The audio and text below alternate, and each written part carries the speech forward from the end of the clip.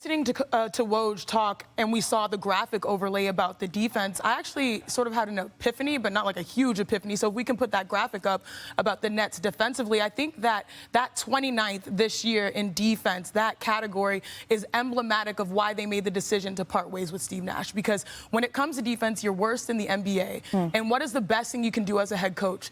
Get buy-in from professionals defensively. And also just making sure that you have great coaching to hold you down if your offense is not there. And so I think that gaping disability that the Nets had defensively just sort of showed that as pros, the best thing you can do is get them to play defense, play inspired. And that's where things were missing. Now, when you look at the big picture of the Nets overall, I think we're seeing maybe a shift from when we had so many stars aggregate and be able to call the shots. Because circumstances where that work, we most notably go to LeBron and D. Wade and Chris Bosh in Miami. And they had a structure with the Miami Heat where they knew their organization inside and out. And so there was accountability and balance. You think about the same thing with the Warriors. Yeah. You even see the burgeoning Suns. When you have stars really dictating quite a bit, based on their talents, and rightfully so, you need to also have an infrastructure that is impenetrable from the coach to also the organization. I think there was a lot of great ambition here. It just seemed like that foundation was not as sturdy as we've seen when other stars aggregate. But if the foundation that is Kyrie Irving, Kevin Durant, Ben Simmons, all of these mainstays who are incredibly talented are still there, I mean, I guess that's my question, Vince. Is it that simple? New head coach, new chapter for Brooklyn? Well, I'll say this one thing to add to that is, if your coach has lost his locker room, that's another thing as well. You look at the defense at 29th, like you said, but when your coach walks in and doesn't have command of his locker room, that's when I think an organization also feels it's time to move on as well. Well, there's a word that Shanae used that's just rattling around in my brain, accountability. I'm not sure how that gets grasped back for Brooklyn. It can be grasped back, but, you know, look, if Ime comes in, and we all know Ime, if Ime starts talking to those guys the same way he talked to those Boston Celtics in a very high level of accountability, don't forget where the Boston Celtics were in this time last year, where they were in January. And then all of a sudden, they started understanding his message. And defensively, they became one of the best defensive teams that we had seen probably in the last couple of years. Yeah. Given this Brooklyn Nets team, you know, a fit, going down the wire with Giannis, all the things that they did. No, it's a different. But you're talking about the mentality. The mentality of, we showed a bunch of clips yesterday of giving up open threes. And it all depends. Are you going to let that slide, or are you going to sit people down? Because the Brooklyn Nets are an extremely deep team. So if somebody's not doing the things that they're supposed to, then you have to hold them accountable. I have never been on a great team in my life without accountability. And I've played 4 NBA Finals, National Championship, Olympics. I have never been on a team that was able to accomplish things without high level of accountability, and I think that's where they were lacking, and I think it showed up in their play. I want to bring Zach Lowe into this conversation now, because it's not lost on me that Ime Udoka has done incredible things with the Boston Celtics. But it just seems like if we're having this conversation about Ime Udoka being hired by Brooklyn, where he was an assistant coach, accountability is the word I keep coming back to. Where is the accountability to women in the NBA? Zach, what do you make of this? Let's just rewind the whole thing.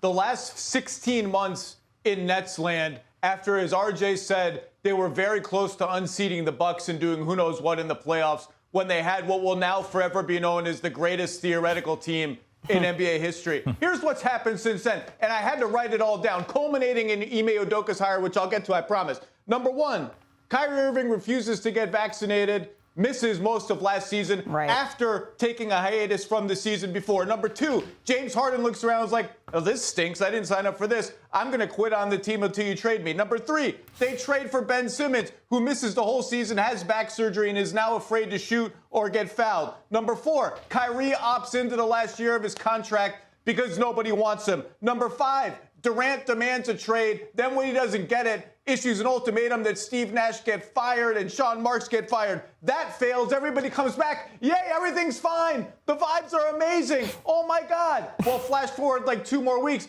The team stinks. Kyrie Irving tweets out a movie full of anti-Semitic tropes, refuses to answer questions about it, and now they fire Steve Nash and without any explanation hire the coach that the Celtics just suspended for what they deemed an inappropriate consensual relationship, which either means one of two things. Number one, they didn't vet Udoka at all, or number two, they've been vetting him this entire time while Steve Nash was the coach of the team. I'm so tired of it. This team has won one playoff series in 3 years. One. Do something. Get something right, and then we'll talk about something else, because I'm tired of this. That I don't know that anyone can say it better than that, Richard. Well, Vince, the good news is our Nets teams are still the best Nets teams of all time. That's the best thing.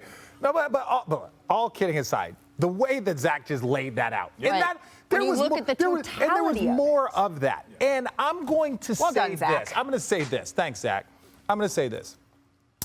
Knowing the NBA as we do, and knowing how it is a brotherhood and it is a relationship-based league, I'm going to go out on the limb here to say that given what happened this summer and with the Nets, and then what happened in the somewhat preseason, right before the season started with Ime, I have a feeling that Sean Marks and the Brooklyn Nets were like, if Steve Nash is not going to be our guy, and this thing goes, where can we go? Because we have high-powered people. We have some of the biggest athletes on the planet here that need a powerful, strong voice. And they're like, well, let's start finding out more about this information. And so I'm not going to act like 2 days ago, the Nets were like, hey, I think we're having ifs and ands about Steve Nash. I think they were like, hey, let's get as much information as we can about Ime Udoka, about Quinn Snyder, about a lot of different people. So I won't sit up here and say that like this Ime thing was like quick and like, who can we go get? It was like, no, I think they have been vetting him probably this whole time, getting ready to make a decision. Thank you for watching ESPN on YouTube. For live streaming sports and premium content, subscribe to ESPN+.